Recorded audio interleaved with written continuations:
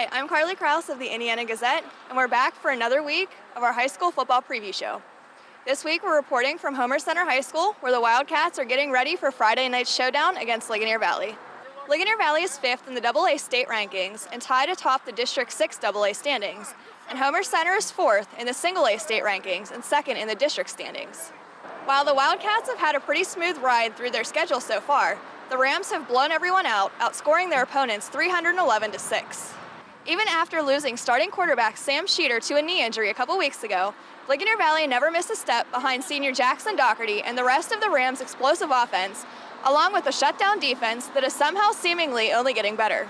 Ligonier leads the area in total offense and total defense, averaging 438.7 yards on offense and giving up just an average of 52.7 yards.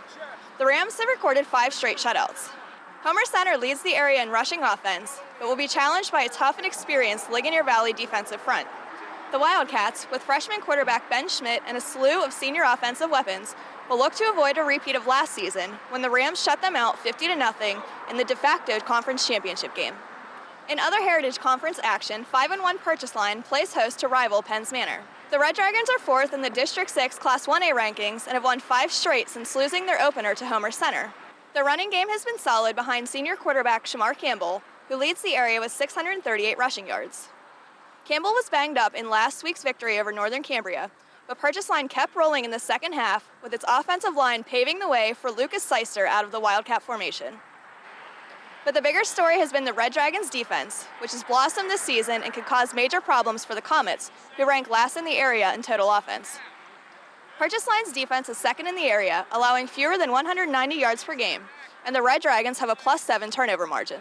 Penns Manor is coming off its 2nd win of the season and hopes to stay in contention for an 11th straight playoff berth. Northern Cambria travels to Marion Center and looks to get back on track after losing 3 of its past 4 games. The Colts have looked solid at times, but have had a hard time against the league's top defenses. They haven't been able to get their passing game going and were smothered by Purchase Line last week. The Stingers hope to spring an upset and win their 2nd straight. They used a strong rushing attack to beat Salzburg last week for their first win of the season, ending a 21-game losing streak in conference play. Blairsville welcomes United, with both teams trying to get it together. The Bobcats turned the ball over 4 times last week and couldn't recover in a loss to Penns Manor. Blairsville is 2nd to the last in the area in rushing offense, despite Noah Sleesman's 587 yards. The Bobcats have won just 1 game, but look to get past the Lions, who have lost 3 straight.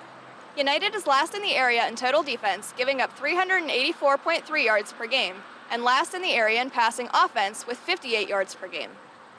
The Lions were shut out in back-to-back weeks by Ligonier Valley and Homer Center, but could make a big jump in the conference and district standings with a win.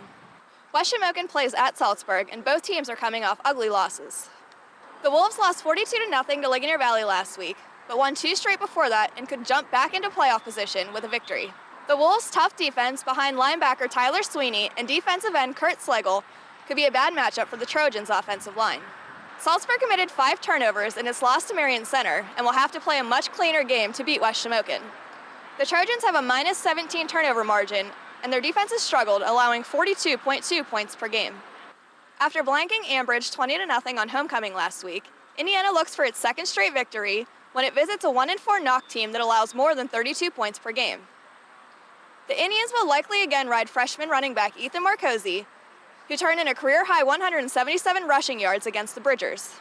But the matchup could present a ripe opportunity for junior quarterback Luke Thomas, who needs just 120 passing yards to break the program's career record of 2,912. The defense, led by senior end Mohamed Sissoko, appeared to turn a corner last week in notching Indiana's first shutout since 2011. Elsewhere in the WPIAL, Apollo Ridge travels to Freeport in an Allegheny Conference matchup of 4-win teams. The Vikings look to bounce back from a loss last week to first-place seat in LaSalle, a game in which they were still tied with the number 4 team in the state at halftime. But the Vikings now face the league's 2nd-place team and will need another strong performance to take down the Yellow Jackets despite being banged up.